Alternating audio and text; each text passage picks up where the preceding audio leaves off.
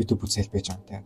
Өглөө эрт бос ийм юм ингэж хий, энийг тийг, журнал хөтлөгээ ингээд маш их хэмжээний ажил хийх хөдөлмөрлөл ингээл амар тийм мотивашн өгсөн тийм хөвчлөнд байдаг шүү дээ.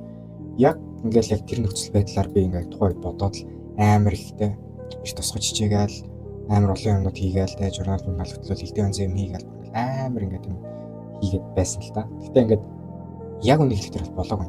Юу болохгүй байгаад байна гэхэлэр юу гэдэг аахгүй. Хүн одоо локер авч үзэх юм бол фитнес дээр дасгалыг булчинтай болгоно гэж фитнест яваад өдөртөө 2 цаг фитнес хийгээд 2 цаг фитнесийнхаа жим дотор өлегтэй дасгал хийхгүй 2 цаг өнгөрөөчөд гарч ирж байгаа хүн сарын дараа хэд булчинтай болж чадахгүй шүү дээ. Яг энтэй адилхан баггүй.